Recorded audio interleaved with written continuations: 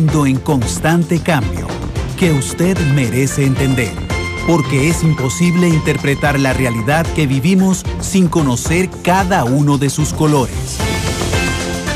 Porque muchos son los tonos de la actualidad.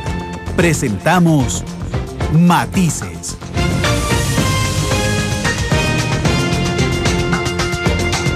Una producción de Noticias Monumental.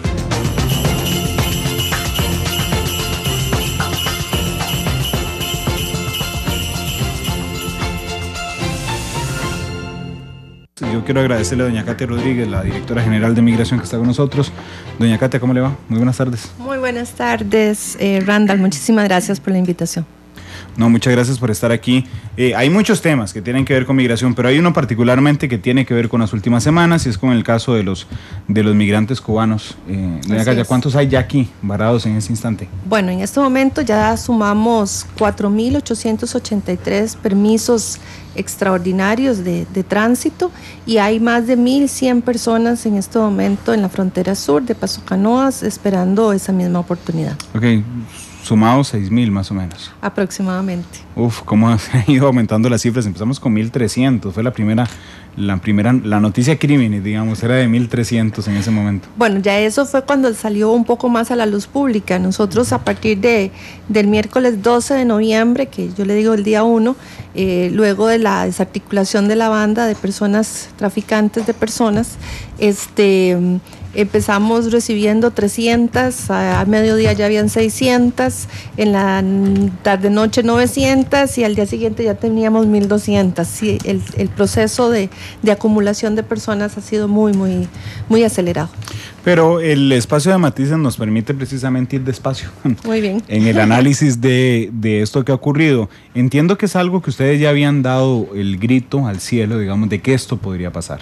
Así es, vamos a ver, el tema del flujo migratorio de las personas cubanas no es un tema nuevo. Recordemos que desde las tensiones políticas y diplomáticas entre Cuba y los Estados Unidos, pues eso ha tenido una cantidad de matices, valga decir, un abanico de situaciones entre los dos países, y uno de los más sensibles ha sido la migración de personas cubanas hacia los Estados Unidos. ¿Por qué en particular ese tema? Bueno, porque desde el año 66 se emite una ley en el Congreso de los Estados Unidos que se le da a conocer como la Ley de Ajuste Cubano, que después en el año 95 tiene valga decir, otro ajuste para atraer personal calificado del área de salud, y con esta ley las personas cubanas que salen de su país y llegan en condición irregular a los Estados Unidos, son recibidas a modo de cuasi refugiados por parte de los Estados Unidos, y se les da una serie de ventajas y facilidades de ingreso a este país que valga decir que ningún otro país del mundo tiene.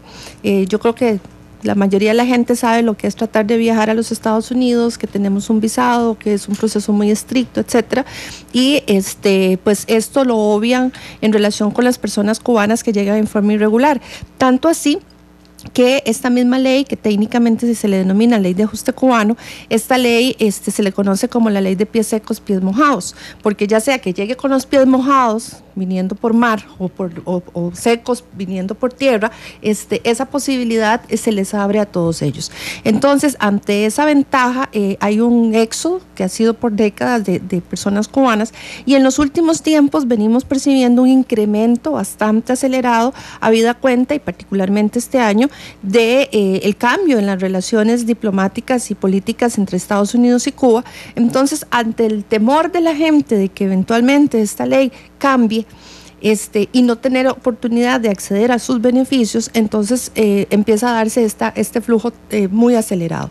Valga decir que nosotros habíamos detectado que en el año 2012 podía ser, digamos, un flujo de unos 40 personas al año, era como unas gotitas y gotitas que iban pasando.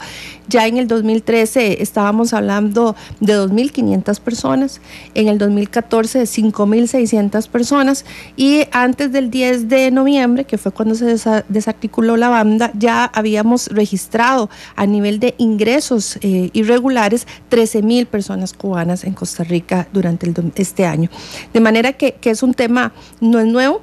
lo que resulta nuevo es ese abordaje más a la vista y el compromiso de una forma integral que toma el gobierno de la República por decir ya basta de este flujo de personas, no porque las personas en sí mismas tengan algún problema, es la mecánica que están utilizando que exacerba y que está alimentando, que fue lo que se desarticuló el 10 de noviembre, alimentando el crimen organizado.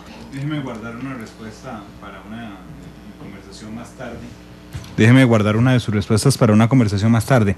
A Cuba, a Estados Unidos, los cubanos tienen que llegar por tierra o por mar para que les aplique la ley, ¿verdad? Así es. No vía aérea. No vía aérea.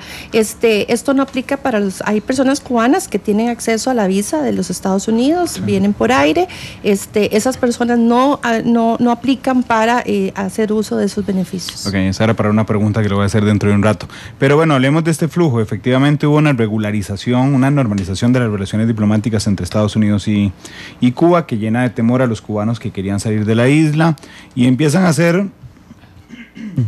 un recorrido vía aérea a Ecuador, ¿verdad? Que Ecuador tiene una característica especial, que era que no requería visa cubana, ¿verdad?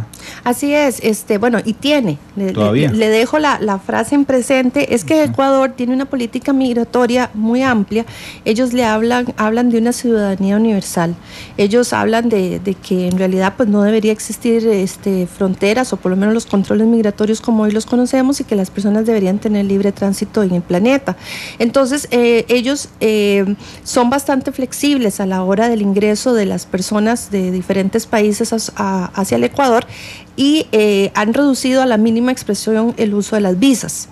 Eso hace que incluso en el año 2005, aún ellos tenían para los cubanos la llamada carta de invitación, que no era una visa en sentido estricto, pero que quien quería viajar al Ecuador tenía que presentar una carta de invitación de algún ciudadano cubano, algún ciudadano ecuatoriano. Al eliminar esto del todo, entonces queda sin ningún tipo de requisito previo, y de ahí, digamos, la dinámica intensa.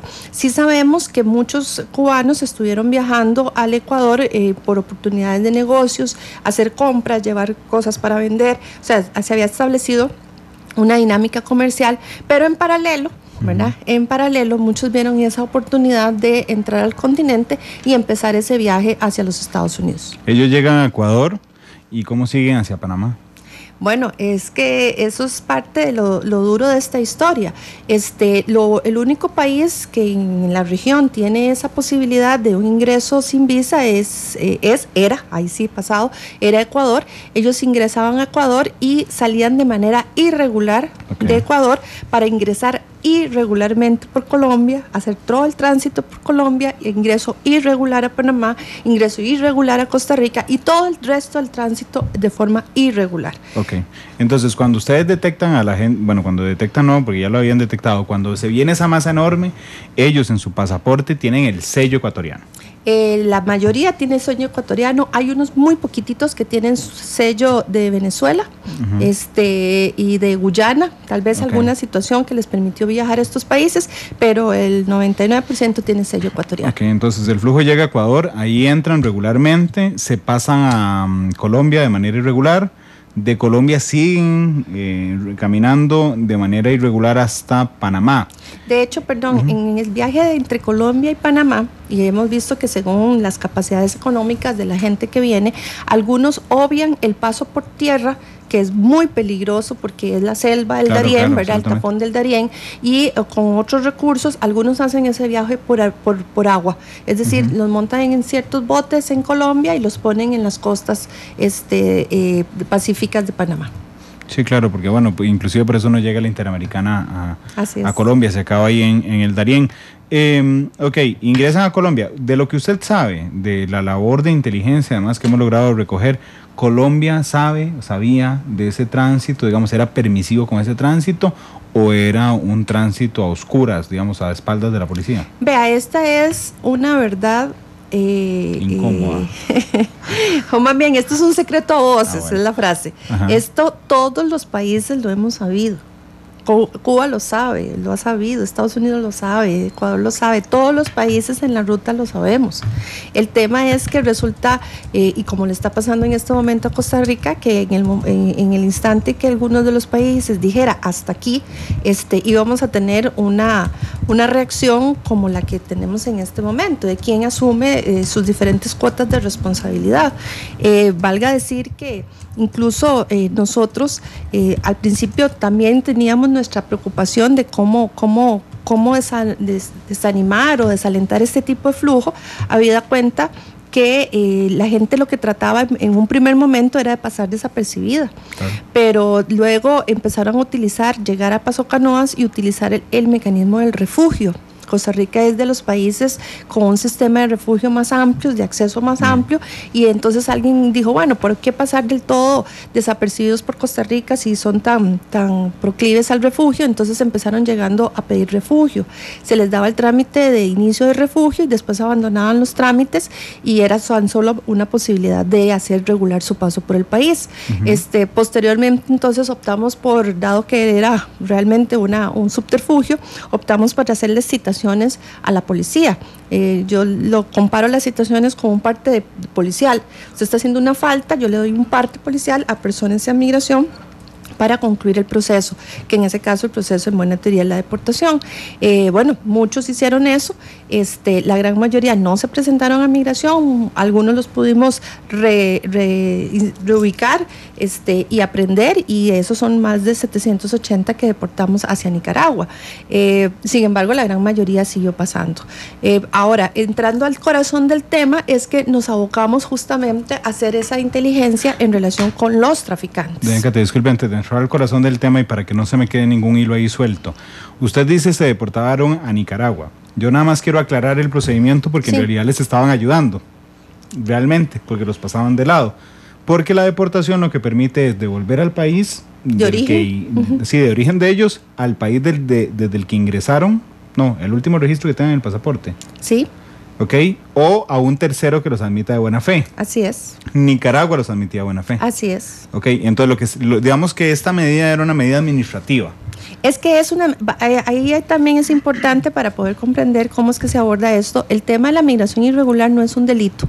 Sí. Eso es una falta administrativa, ¿verdad? Okay. Entonces, de ahí que entonces el legislador prevé algunas disposiciones partiendo del hecho de que la libertad humana es, digamos, uno de los dones más preciados y que no puede ser por una falta administrativa que ésta sea cohibida. Por eso, pero para eliminar el subterfugio del refugio, digamos que lo estaban haciendo, entonces ustedes lo que hacen es que los aprenden, o sea, los citan a la policía, llegan a la policía, quedan en calidad de aprehendidos, ¿verdad? Los deportaban hacia Nicaragua. Correcto. Y eso les permitía seguir. Sí. En realidad sí, o sea, ya digamos, si Nicaragua o cualquier otro país les da un pase, ¿qué hacen ellos posteriormente? En buena teoría ya es asunto específicamente de sus proyectos. Ahora, quiero retomar el asunto de las 3 posibilidades de deportación. La deportación es una salida involuntaria del país, ¿verdad? Es a modo de castigo, en este caso por haber hecho ingreso de manera irregular. Lo inicial es deportar al país de origen, o sea, de donde uno es nacional. Sí. Sin embargo, Cuba ha tenido la política de no recibir a sus nacionales de vuelta. Si a eso le sumamos el hecho de tener que, imagínense que si solo tomamos los datos del 2015, que 13,000, hacer un viaje para cada persona de 13,000 viajes a Cuba, con los costos que esto representa para el país, más las custodias y demás, no era como una medida muy sensata, habida cuenta que además Cuba no los recibía. Luego hacer la devolución a Ecuador, una cuestión similar. Al llegar al Ecuador hay que hacerlo por aire, y entonces también eran costos. En el momento en que se conversó con las autoridades nicaragüenses lo único que dijeron, bueno, yo los recibo, pero yo les voy a dar un tratamiento como irregulares. Ellos sí tienen en su legislación la posibilidad de cobrarles una multa en sitio y darles la visa. Entonces yo lo voy a hacer de esa manera, nada más hágame una salida legal, como es en este caso que Costa Rica estaba reconociendo la salida, y yo los voy a reconocer de esa manera. Tanto así que incluso les cobró montos, ya sea por multas como por visados, hasta de $80 por persona para hacerles ese ingreso. Así pasaron 700 cubanos. Así pasaron más de 700 cubanos, así pasaron el jueves 14 el jueves 14 de noviembre, los últimos que deportamos, que fueron 82 personas, ya propiamente de este grupo de gente que ya se nos empezó a acumular luego de la desarticulación de la banda. Ok. Al Panamá no sellarles el pasaporte, nosotros teníamos el impedimento de volverlos a Panamá. Exactamente. Había que devolverlos a Ecuador y eso nos complicaba la vida. Entonces van para Nicaragua, pero finalmente a ellos les servía. Exactamente. Porque seguían en el camino. Y ahora sí, el corazón del asunto. El corazón del asunto. Bueno, vuelvo a decir que ese flujo, volvemos otra vez al tema, hay un país de origen que crea todas las condiciones por las cuales, y ese no es el tema en este momento, entrar a calificar, pero crea condiciones por las cuales su población decide migrar. Y hay un país de atracción, ¿verdad?, que le genera condiciones favorables para que ellos lleguen. Nosotros quedamos en el medio y ese viaje, como dijo usted, bueno, se le seguía de alguna manera la ruta, pues sí, porque esa era la voluntad de esas personas. Lo que sí hemos insistido en que pudiera ser un viaje seguro, en primer lugar para ellos, y también que no vulnerara la normativa migratoria, en este caso de Costa Rica. Entonces empezamos a hacer la investigación de inteligencia ya más bien a los mecanismos irregulares de los que ellos estaban haciendo uso, que es esa plataforma de una red que les prestó una serie de servicios para que ellos pudieran hacer ese tránsito irregular, no solo por Costa Rica. Parte de la investigación nos ha podido llevar a establecer nexos tanto en países de origen y de llegada antes de Costa Rica, como incluso de destino o de tránsito por donde van a pasar. ¿Qué quiero decir con esto?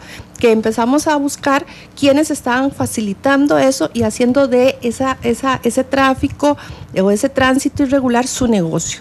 Y ahí nos encontramos, para realmente nuestra sorpresa, y una investigación muy bien llevada de la Policía Profesional de Migración junto con la Fiscalía de Trata de Personas y Tráfico Ilícito de Migrantes, toda una estructura que va desde la cabecilla del proceso hasta quienes brindaban servicios de transporte, de alojamiento, de encubrimiento, de logística, como darles hasta chips de teléfonos, indicarles dónde estaban los sitios para el cambio de moneda, para recibir depósitos, cuándo tenían que salir de un punto, en qué momento tenían que trasladarse, que si tomaban un bus público, 3 o 4, o si tomaban una buseta, un taxi pirata, hasta eso ocurría, o sea, toda la mecánica para que ellos hicieran el tránsito. Y esas personas no llegaban a buscar, es que esas personas ya estaban localizadas desde que ellos salieron desde la misma Cuba. Okay. O sea, salir de Cuba, hacer sus contactos en Ecuador, los contactos en Colombia, los contactos en Panamá, tanto así que les mencioné que hasta 2 vías para pasar a Panamá vía, por tierra y por agua, llegar a Paso Canoas, con quién tengo que hablar, en qué hotelito me tengo que hospedar, a quién tengo que esperar, o sea, todo eso estaba debidamente estructurado y organizado en esta banda. Desde que salían de Cuba, es decir, seguramente si Randall Rivera es cubano, quiere salir de Cuba, busca a una persona en Cuba, le pago. ¿Tienen idea de cuánto? Bueno, imagínense que nos dan datos de que puede este viaje, según esas condiciones, sí, más favorables y menos favorables, va desde $7,000 a $15,000. Ok, bueno, Randall Rivera paga $15,000. Lo sacan de Cuba, bueno, sale regular de Cuba, lo llevan a Ecuador regularmente, lo trasladan vía marítima, porque pagué lo más caro, a Colombia. Sí, a Colombia, de Ecuador a Colombia y de Colombia a Panamá vía marítima. Lo cruzan a Costa Rica. Ahí no importa que lo deporten porque igual va deportado para Nicaragua y la banda le sigue en Nicaragua. Ustedes le quebraron un negociazo a alguien en Nicaragua. Le quebramos un negociazo a mucha gente en todo lado, y esto, valga decir que a mucha honra lo volveríamos a hacer cuantas veces sea necesario, pero usted acaba de decir algo muy importante, a alguien molestamos con eso, sí, y eso se está sintiendo de alguna manera en las reacciones que se tienen en relación con el trabajo de migración. Es que si yo calculo 7,000, pagaron el pasaje más barato. Sí, la vía más barata. Sí, por 13,000 cubanos. Sí. Este año. Ahí, 13,000 cubanos. Son 91 millones de dólares. Ok, divídalo entre. Solo este año. Sí, solo este año. Y solo lo visible. Sí, solo lo visible. Cuba, Ecuador, Colombia, Panamá, Costa Rica, Nicaragua, Honduras, El Salvador, Guatemala. No, Honduras, Guatemala, México, Estados Unidos. Son 10 países, son $9 millones En cada país. En cada país que se divide. Ustedes logran desarticular la banda costarricense, pero le rompen la estructura a los que cobraban los 92 millones de dólares. Es decir, le echaron a perder los ingresos también, doña Katia, de 9 millones de dólares a una banda en Nicaragua, que seguro están furiosas. Sí. ¿Qué le diré? Cuando nosotros desarticulamos la red el lunes 10 de noviembre, un trabajo, como le digo, muy concienzudo, porque además no es solamente tener ahí las ideas, sino que hay que tener las pruebas y en condiciones de capacidad de incidir en un eventual juicio para llegar a una condenatoria. Se hace un operativo intenso de casi 120 oficiales, se hacen 8 allanamientos en diferentes puntos del país. Lo más fuerte fue precisamente en La Cruz, en la propiedad de la líder de la red. Ahí logramos ubicar 12 personas, de ellas 9 cubanas y otras nicaragüenses. Eso fue un lunes. El martes damos a conocer en conferencia de prensa la situación y la sorpresa nuestra es el miércoles, que amanecen más de 300 personas en la frontera, que al darse cuenta que sus contactos, las redes, tanto la directamente impactada como otras redes más pequeñas, que no cabe duda que deben andar por ahí, decidieron no dejarlos votados, porque vieron que efectivamente había una atención sobre el tema y que estábamos detrás de todas aquellas personas que estuvieran involucradas. Ese día aparecen 300 personas que estaban ya de hace días atrás escondidas en diferentes hotelitos y lugares de alojamiento ahí en la zona de Paso Canoas. Y curiosamente, al tiempo que amanecen 300, a mediodía ya se suman otras 300 que venían llegando de Panamá. Y al final del día ya se suman otras 300, más de 900. Y al día siguiente 1000. En ese momento, cuando nosotros advertimos de que lo que ya sabíamos, que era ese movimiento de personas, pero no en la cantidad que se nos evidenció en menos de 24 horas, ahí recordará que la visa se dio el día 14. Nosotros duramos 3 días viendo ese comportamiento, analizamos pros y contras, se convocó a un Consejo Extraordinario de Migración, para una sesión extraordinaria del Consejo, para analizar la situación y decir, nosotros no podemos ya atender un flujo de esta manera que no sea por la vía de facilitar el ingreso a Costa Rica para efectos de que transiten, entonces evitando que facilitarles a estas personas mantener un negocio como el que han mantenido. Claro. Ahí es donde se da, digamos, el cambio de dar un permiso extraordinario de tránsito, y con esa intención se dieron se tomó la resolución. La sorpresa nuestra fue que casi que en horas inmediatas Nicaragua opta por cerrar la frontera. Pero déjeme un poco nada más procesar lo que usted me acaba de decir.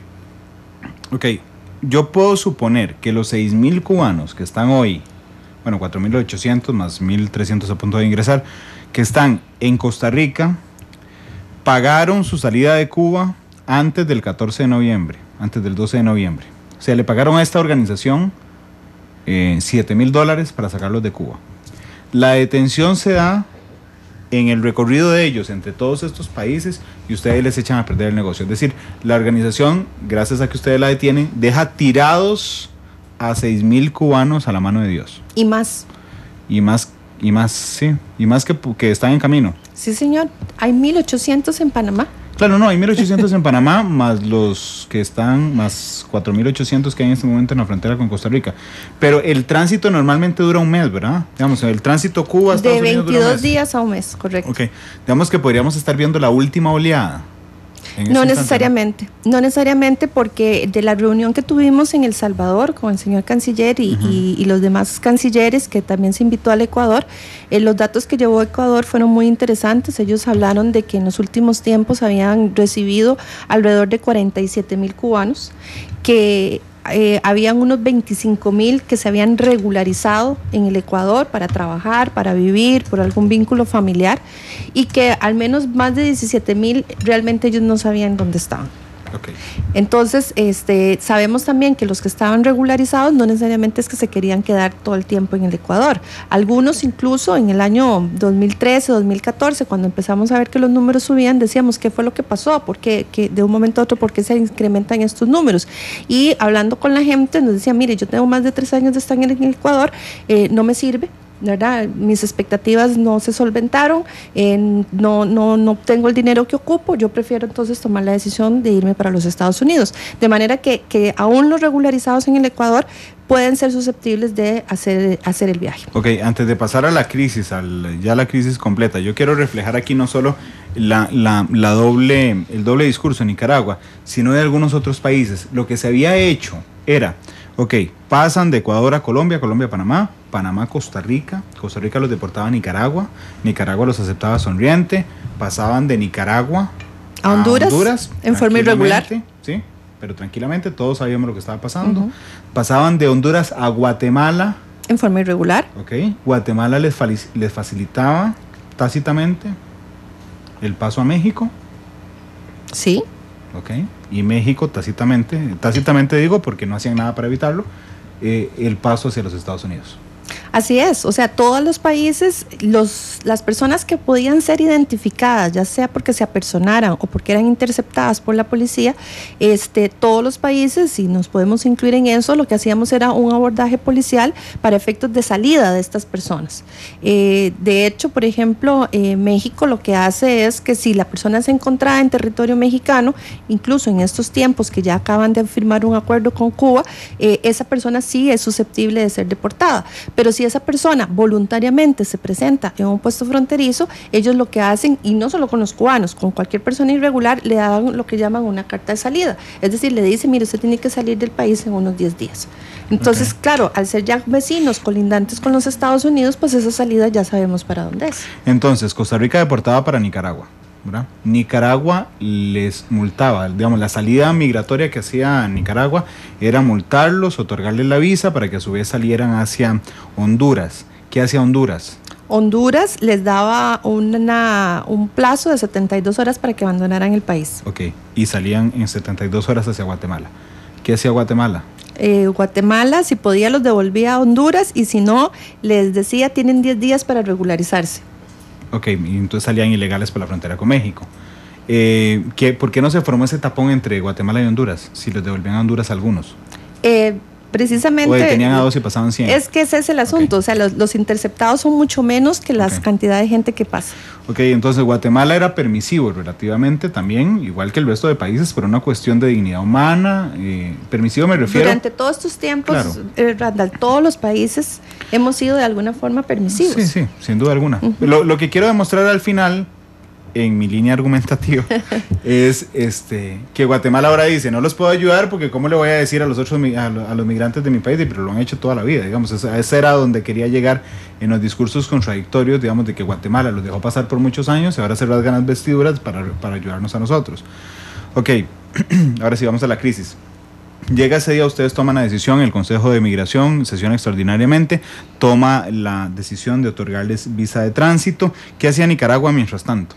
Todos felices y tranquilos, aceptaron a los cubanos. Los últimos que nosotros deportamos el jueves fue 82, que fue lo que le comenté, fueron los únicos en realidad que de esta crisis pudieron pasar en calidad de deportados por Nicaragua.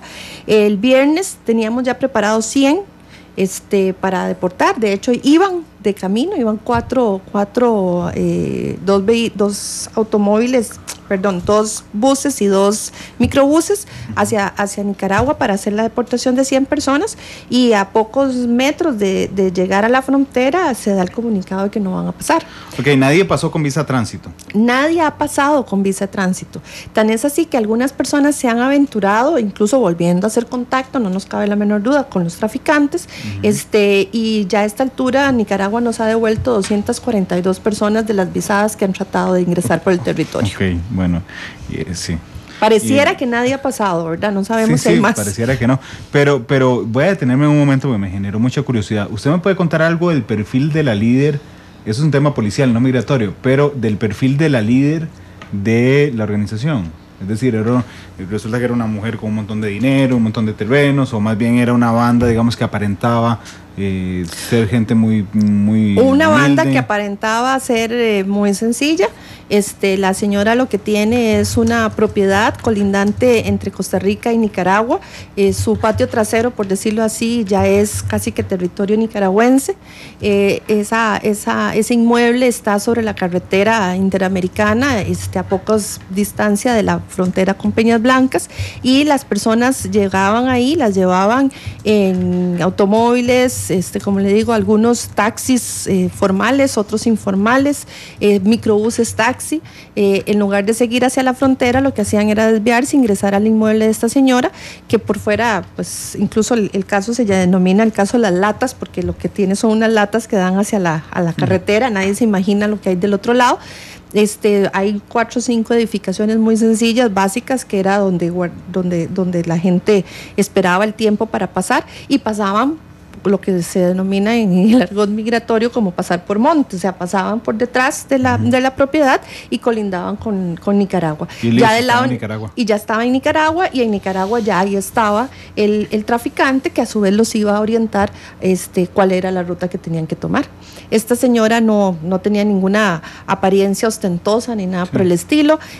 Como le digo, la red, encontramos gente que encubría cuando los pasaban por San José, cuando venían de Paso Canoas, pasaban por San José, los llevaban a ciertos hoteles capitalinos, ahí se daba el encubrimiento de las personas, hoteles muy sencillos a los alrededores del Mercado Central, por ahí, de manera que no era nada vistoso ni nada por el estilo, pero sí entendemos que manejaban altas sumas de dinero. Claro, 9 millones, les tocaba dividirse, presumiblemente $9 millones en solo este flujo, digamos, de 13,000 personas. Cuando ustedes les comunican que Nicaragua ha cerrado la frontera, qué es este tema del enfrentamiento horrible que hay en la frontera? Bueno, en la frontera no, unos metros después de la frontera de Nicaragua. ¿Qué fue lo que pasó ahí? Bueno, es que precisamente el primer grupo de personas, el viernes 13, que iba esos autobuses iban hacia la frontera, que al menos iban 100 personas. Al no poder pasar, esas 100 personas se quedan apostadas en la zona primaria de Peñas Blancas, en el área, digamos, de control migratorio, se quedan ahí apostadas. ¿Dónde está la malla? ¿Dónde está la malla? ¿Dónde está la malla? Es una malla, esa frontera, es una malla. Bueno, la frontera en sí no es ni malla, es una raya despintada en media calle, ¿verdad? Sí. La malla es más bien para establecer el perímetro del área de migración. Esas 100 personas quedan ahí apostadas, como dicen, ni para atrás ni para adelante. Ya estamos hablando de horas de las altas horas de la noche, y ahí la frontera se cierra a medianoche. Cuando se empieza el visado el sábado en Paso Canoas, estas personas primeras que se visaron llegaron directo hacia Peñas Blancas. Uh-huh. Entonces, en muy poco tiempo, entre sábado y domingo, estas personas ya se sumaron casi 800 personas. O sea, fue como soltar un tapón y aquí el río fluyó. Estas personas, al darse por informadas de que Nicaragua no las iba a dejar ingresar, pues ellos insistían, interpelaban a las autoridades de Nicaragua desde el lado de Costa Rica para que se les dejara, pero no había mayor respuesta. Las autoridades, nicaragüenses eran policía. No, en ese momento la autoridad esa era meramente policía ordinaria, policía ordinaria nicaragüense y autoridades migratorias nicaragüenses. De hecho, hay unos videos en donde uno observa que alguien se anima, como le digo, como la línea es imaginaria prácticamente, alguien se anima a poner un pie del lado nicaragüense y otros empiezan a seguirlo, y de un momento a otro usted escucha en la grabación y lo ve, donde dicen corran, y salieron todos corriendo hacia el puesto nicaragüense de migración. Al verse sobrebordados de la situación, ellos siguieron caminando.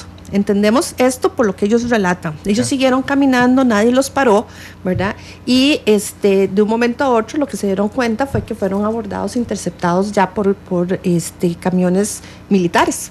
Y ahí es donde se da la situación muy, muy comprometida en el sentido de hacer un abordaje militar a estos civiles. Que los empuja, digamos, realmente los empuja y los vuelve a sacar hacia territorio costarricense. Pues los echa. Sí, los echan. Creo que no fue un empujón, o sea, los echaron, ¿verdad? Esta gente llegó muy conmocionada, las mujeres muy alteradas, vimos las imágenes, niños afectados por los gases, porque además les lanzaron gases lacrimógenos, la Cruz Roja atendió gente con presión alta, raspaduras, la gente se cayó, se rasparon, se golpearon la cara, una niña quedó afectada porque el gas le generó una reacción, etcétera. Sí, realmente fue bastante impresionante y los devolvieron al lado costarricense. Ok, en términos migratorios meramente, eso se hace, es decir, quitémonos de la de Peñas Blancas, vamos a Paso Canoas. Ok, ingresa una persona ilegal a territorio costarricense, ¿verdad? Hay que hacer un procedimiento administrativo para expulsar a alguien. Usted no puede agarrarlo de la camisa y volverlo a tirar a Panamá, ¿verdad? Eso se llama un rechazo administrativo. Y es posible hacerlo, y la palabra como que lo indica, ¿verdad? Rechazar a alguien, pero eso es uno a uno, e identificando la autoridad migratoria a la otra autoridad migratoria a quién está rechazando y por qué. Okay. Cabe mencionar, y eso nunca lo hemos dejado de decir, la gente cuando hizo prácticamente esta irrupción en el territorio nicaragüense, ellos también faltaron de alguna manera a la dinámica de salida. Ellos tenían que haber sellado su salida normalmente de Costa Rica. Por eso es que nosotros en todo momento dijimos, a nosotros como gobierno costarricense, autoridad migratoria, no nos pueden ligar la acción unilateral y voluntaria de ellos de querer pasar la frontera de esa manera, porque ese no es el mecanismo de salida de un país. O sea, tiene que haber un mecanismo formal, sellado, verificado y demás. Pero bueno, la dinámica del grupo en conjunto no lo permitió así, y ellos tomaron esa definición. Ahora, ese retorno evidentemente pues no se está haciendo tampoco con los cánones ni los parámetros migratorios. Sí, esa era una de las preguntas, doña Katia, porque por ejemplo, mañana llegan 100 panameños y entran de un solo golpe, 200 panameños, entran de un solo golpe, digamos, no va a estar la policía de migración, que además no creo que les dé, con todo respeto, la fuerza, digamos, no va a estar agarrándolos con escudos a devolverlos, empujándolos, eso no se puede hacer. Es que eso es lo que está pasando con Panamá, imagínense que ese es el ejemplo, usted está describiendo justamente lo que a nosotros nos pasa todos los días con Panamá. Quienes conocen Paso Canoa saben que hay un movimiento bastante libre, no hay una aguja, no hay un policía que le dice, enséñeme su papel a ver si se cruza de esta raya a esta raya, la gente se mueve muy libremente, y así es como ellos llegan y ponen un pie del lado costarricense, pero no hay ninguna acción policial. Y ahí nada más una pequeña aclaración. Migración no resguarda físicamente la frontera. Es la policía, la fuerza pública o la policía frontera. Yo creo que ellos sí tienen esa capacidad. Pero en dado caso, Costa Rica no tiene esa dinámica, ¿verdad? De tirar por la fuerza, por las vías de hecho, a la gente del otro lado de la raya. Sí, pongamos un caso específico. Es que quiero ser muy claro en esto. Hay una persona en la frontera en Peñas Blancas que logra poner los dos pies del lado de la raya tica, digamos, del lado del territorio costarricense. Ok, la policía costarricense no puede empujarlo a devolverlo así, no señor, devuélvase. Eso no puede hacerse, tienen que detenerlo, se identifica, así le da un rechazo administrativo. Ok, y se le comunica a la migración a la que usted está devolviendo porque se lo está rechazando. Ok, entonces sí, queda claro que el ingreso de los cubanos a Nicaragua fue irregular. Pero el rechazo también fue irregular. Pues sí, de alguna manera sí, sobre todo porque es un tema que, como estábamos hablando antes, no es un tema nuevo. De hecho, Costa Rica ha liderado la necesidad de que ese tema sea abordado y haber adoptado acciones mucho antes. Tenemos documentos casi desde el 2011-2012 donde en diferentes foros regionales de migración hemos planteado el asunto, y no solamente los cubanos, también del flujo de personas extracontinentales, partiendo de dos cosas: las condiciones en que estas personas están viajando, pues a todas luces es lesivo de derechos humanos, pero también hay una implicación de su actuar en esa vulneración de las fronteras, que además alimenta crimen organizado. Entonces no es un tema menor, ¿verdad? Es tanto humano como de seguridad como de controles, es un tema importante. Sin embargo, pues además de declaraciones como incluso el mismo subdirector de Nicaragua, el subdirector de Migración de Nicaragua firmó el 2 de octubre aquí mismo en San José, en donde nos comprometíamos a estrechar lazos de trabajo, intercambio de información para efectos de todo lo que es la inteligencia de este tráfico ilícito de personas y resguardar la protección de los derechos humanos de estos migrantes. Sin embargo, pues pareciera que las palabras se las lleva el viento, porque a la hora de poner las acciones concretas que permiten hacer de esas palabras algo eficiente, no hemos logrado todavía tener esas acciones, y más bien en el caso de Nicaragua, pues hasta una acción contraria. Y no son solo palabras, son firmas. Son firmas, son compromisos. De hecho, son compromisos. Ya queda uno bastante preocupado de que, bueno, todas estas instancias regionales, cuál es realmente su incidencia en la vida real. De hecho, el señor canciller así lo mencionó en la reunión que hubo en El Salvador a los representantes del SICA. Bueno, si el SICA, que fue la mesa que en la misma Nicaragua convocó para que el tema se planteara, no tenía la capacidad de articular una respuesta en común, entonces el señor canciller pues mencionó que le preocupaba y que eso era realmente un debilitamiento del SICA como ese mecanismo de articulación de soluciones de problemas comunes a nivel de la región. Decirle que uno entiende, y es que desde Costa Rica las cosas se ven tal vez con otro prisma, pero uno entiende tal vez la posición de Guatemala en el sentido de decir, bueno, ¿cómo puedo yo justificar este paso si también mis nacionales están haciendo un paso hacia México y de México hacia los Estados Unidos y a ellos no se les facilita estas mismas condiciones? Entonces es un poco como cierta disyuntiva ética de por qué facilitar la migración a los Estados Unidos a unos cuando sus propios no tienen esas mismas facilidades. Pero ya se lo estaban haciendo. De hecho, pues hay mucha migración guatemalteca y de toda la región centroamericana hacia los Estados Unidos. Lo que ocurre es que tal vez en este momento son dos escenarios de discusión distintos, ¿verdad? Ninguno de los demás países de la región tiene la ley de ajuste cubano. Es que esa es la gran diferencia de todo, ¿verdad? Pero bueno, eso invita a que el tema es incluso mucho más allá del mero tema de los cubanos. Estamos hablando de la migración regional. Y ojalá que todo este escenario invite a que podamos poner el tema de las migraciones en el lugar de preponderancia que le corresponde en la agenda internacional y sobre todo en nuestra región, donde somos país de tránsito, país de origen y país de destino de migraciones. Doña Katia, ¿por qué vino el subdirector de migración en ese momento, el de Nicaragua, y no el director? Bueno, la reunión es de la OCAM, la Organización Centroamericana de Autoridades Migratorias. Esta puede ser atendida por el director o la directora o su suplente, en ese caso el subdirector. La señora directora general de Migración de Nicaragua pues ha estado afectada de salud y entonces en las últimas ocasiones ha sido el subdirector el que la representa. Sí. ¿Usted conoce al canciller de Nicaragua? No tengo el gusto. Sí, es impresionante. Yo dije que era un desdén a Samuel Santos, el canciller nicaragüense. A la reunión del SICA, convocada por Nicaragua, no llega el canciller de Nicaragua, llega el vicecanciller de Nicaragua. Así es. Sí, de hecho, ni siquiera en el tema calero habla Samuel Santos, sino lo hace Carlos Argüello, que es el embajador de Nicaragua ante la Haya. ¿Qué salidas hay? Estábamos previendo que Belice empezara a discutir hoy si nos daba el apoyo. Sí, esperamos. Si les da el apoyo a los cubanos, no solo a nosotros. En realidad es eso, acaba de decir usted algo importante. Otro aspecto que nosotros enfatizamos en la reunión del Salvador es que esta no era una colaboración a los varados en Costa Rica, es un abordaje integral a todo el flujo de cubanos en la región, porque el mismo día que estábamos con este tema salía en prensa hondureña una cantidad de personas cubanas atascadas también en Honduras, y cada país tiene una cantidad enorme de estos flujos. Lo que pasa es que no se han visibilizado, solo Costa Rica ha levantado la voz en ese sentido, de manera que no es a Costa Rica ni a los varados de Costa Rica, es a todo este flujo que se viene dando.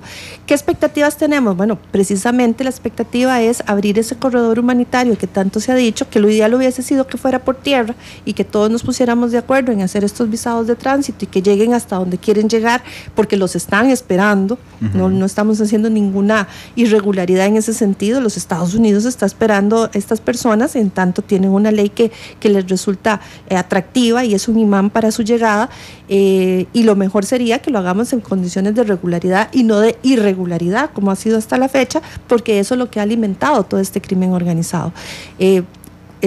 Al no haber ese tránsito terrestre, porque nos falta uno de las piezas, uno de los eslabones de la cadena, que es Nicaragua, pues entonces tendríamos que hacer un corredor por aire y tierra. Y entonces, sea Guatemala o sea Belice, es la que nos tiene que abrir un poco la oportunidad. Sabemos, por eso le decía a Randall, que hay una disyuntiva en el sentido de, bueno, sabemos por qué y estaríamos de acuerdo a ayudar a los cubanos en este sentido, pero ¿qué hacemos con los propios nuestros? Entonces, va más por el orden de esa inquietud que tienen los países, lo cual es muy válido, pero también sabemos que están dispuestos a buscar algunas soluciones en función de lo que el canciller ha venido conversando con ellos. El costo del tiquete aéreo, que le voy a decir una cosa, el canciller ha sido muy enfático en este tema, en que Costa Rica no asume el costo del tiquete aéreo. Creo que el canciller, que es una persona muy inteligente, lo hace previendo un ataque de la prensa al tema del costo. Yo en lo personal y como línea editorial de Noticia Monumental, es un tema humanitario. A mí me tiene sin cuidado efectivamente si se paga o no los tiquetes aéreos, pero bueno, no todos somos iguales y entiendo que el canciller se cuida de esto. Costa Rica no asume el costo. No, Costa Rica no asume el costo y de hecho los mismos cubanos acá, ellos insisten en que ellos tienen los recursos para hacerlo. Eso le iba a preguntar, el perfil de los cubanos.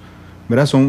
Hay muchos profesionales, tienen dinero porque ya pagaron un montón de plata. Hay muchos profesionales, tienen recursos para el viaje, ¿verdad? Sí. No vamos a hablar que es gente adinerada, entendemos que muchos de ellos han venido haciendo ahorros por muchos años para llegar a tener alguna cantidad de dinero a la mano, otros han venido vendiendo y eso es parte del por qué ellos no quieren devolverse a Cuba, dicen ya ahí no tenemos nada, ya vendimos todo lo que teníamos para hacer la cantidad de dinero que ocupamos y además tienen conexiones, tienen familiares, tienen diáspora en los Estados Unidos que les está financiando parte del viaje. ¿Cuántos niños hay?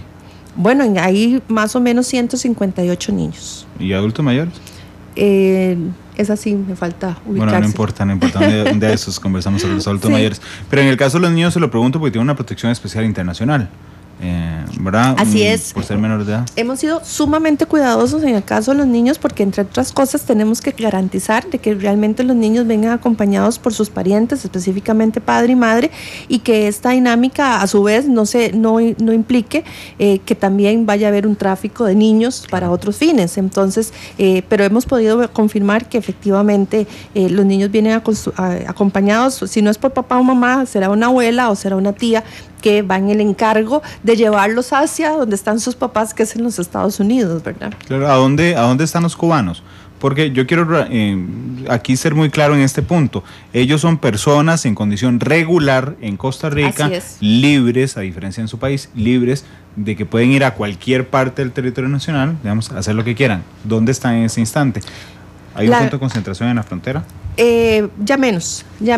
Vamos a ver, los 4.883 que están visados, más de 3.700 están ubicados en albergues.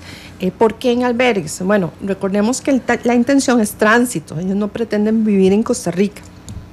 Y precisamente ante la expectativa que en qué momento, comillas, se abre la frontera con Nicaragua o se da la solución para que ellos salgan, prefieren mantenerse unidos para efectos de tener alcance a esas soluciones. Pero por otro lado también nos dimos cuenta de que cuando entraron, y como le conté, que llegaron hasta Peñas Blancas, nosotros también como gobierno tenemos que garantizar que la frontera de Peñas Blancas siga siendo funcional. Claro. Entonces 800 personas en la zona primaria de la frontera pues generó algunos problemas de obstáculo para que se hiciera el tránsito ordinario de los transportes y demás que se da en la frontera, además de que es un riesgo para las personas permanecer ahí. De ahí que entonces se diera la opción de los albergues. ¿Dónde están? Vea, ahí la mayoría están en La Cruz, en diferentes sitios en La Cruz, hay otros en Alajuela, en la parte de San Carlos, en Upala, en Guatuso, ya se abrió uno en Zarcero, por ejemplo, y ahora se está valorando abrir alguno en la zona sur, precisamente buscando esas alternativas. También nos dimos cuenta que algunos, con el afán de pasar, estaban optando por acudir a parques cercanos a la zona norte para estar pendientes de que ya iban a pasar del otro lado de la frontera. Ya conforme han ido pasando los días y se dan cuenta que el tema no es de la noche a la mañana, pues ya buscan otros alojamientos con mejores condiciones. ¿Refugios? ¿Han solicitado refugio algunos de ellos? Algunos de ellos, de hecho, el primer grupo de los 100 que no pudieron ser deportados, había una familia de 4 miembros y inmediatamente optaron por pedir refugio y ya están bajo el mandato del ACNUR y el apoyo de ellos para efectos de hacerles todo el procedimiento. ¿Quién resuelve el refugio? ¿La Cancillería o Migración? No, es un mixto. Todo el proceso de investigación y el trámite per se lo realiza Migración a través de la unidad de refugio, pero la resolución es una comisión interministerial que está compuesta por la Cancillería, el Ministerio de Trabajo y el Ministerio de Seguridad. Ok, ¿y a ellos ya se les dio o está en trámite? Está en trámite. Ok, no se le ha dado a nadie. No se le ha dado, de ese grupo no se le ha dado a nadie. ¿Cuánto costo tiene? Bueno, digo, no exactamente, pero es parecido el costo entre un vuelo de aquí a Belice y un vuelo de aquí a México. Bueno, esa sí se la voy a tener que quedar debiendo porque no he hecho esa cuantificación. Yo busco el tiquete. No, lo que le iba a preguntar era si había otra salida, digamos, que sería el plan D a esta altura, que sea sacarlos vía aérea a México y no a Belice. Como le digo, el país que los reciba por aire explícitamente los tiene que recibir. Tiene que saber que llegan, tiene que aceptar los que llegan y pues tomar la decisión de darle la apertura y el tránsito. ¿Pero hay conversaciones con México?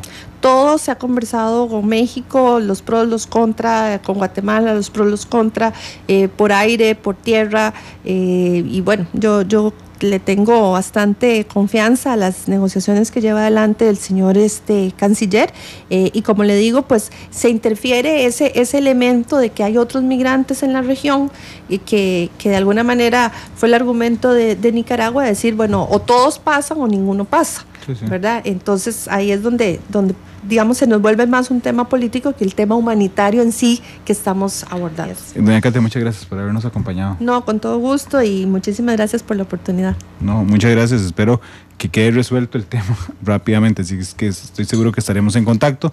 Son las 3:22, gracias Isel, que produjo el programa de hoy. ¿Por qué estamos saliendo 3 minutos antes? Porque hoy se cumplen 35 años de la muerte de John Lennon. Imagine a mí también me encanta, pero lo han puesto en todo lado, así que vamos con Woman, que además hay 3 mujeres aquí en la cabina monumental, así es que en honor a ellos también.